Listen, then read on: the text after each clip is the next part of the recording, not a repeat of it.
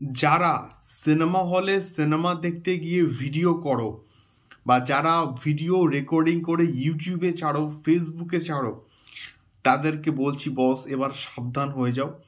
তার কারণটা হচ্ছে খাদানের জন্য দেবদা একটা স্পেশাল ইনিশিয়েটিভ কিন্তু নিয়েছে এবং তার জন্য যারা এই কাজটা করবে তাদের বিরুদ্ধে একটা বিরাট বড় কিন্তু স্টেপ নেওয়া হবে এবং তার সঙ্গে সঙ্গে তাদের চ্যানেল উড়ে তো যেতেই পারে এবং অবশ্যই একটা করে কিন্তু স্ট্রাইক পড়বে।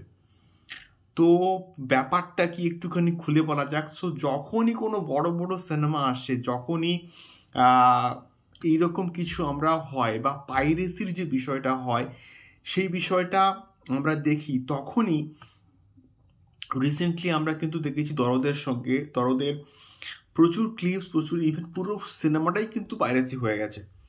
তো তেমনিভাবে আমরা যেটা মোটেই চাই না যে খাদান পাইরেসি হোক বা খাদানের কেউ ভিডিও ক্লিপ রেকর্ড করে ভাইরাল করুক, এটা আমরা সত্যি বলতে কেউই কিন্তু চাই না। বাট অনেকে করে, অনেকে ইচ্ছাকৃত কিন্তু করে, কিছু এক্সাইটমেন্টই কিন্তু করে ফেলে।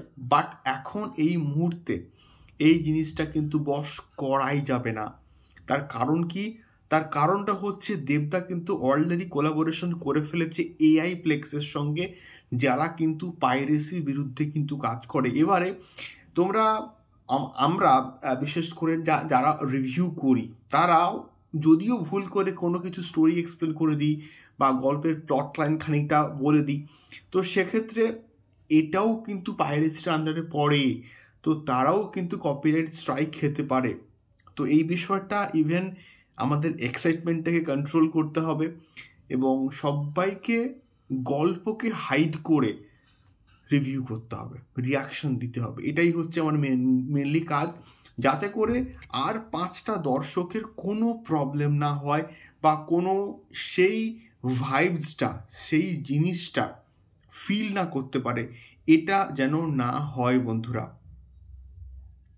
তো সবাইকে রিকোয়েস্ট রইল, এবং যখন এআই প্লেক্স এই বিষয়টাকে দেখছে, তো তখন দেবদার হাতে কিন্তু কোনো কিছু করারই থাকবে না, ডিরেক্ট স্ট্রাইক যাবে, ইভেন চ্যানেলও কিন্তু উড়ে যেতে পারে।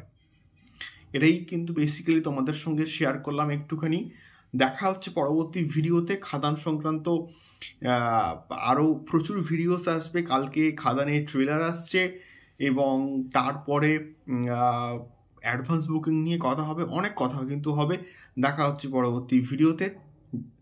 টাটা।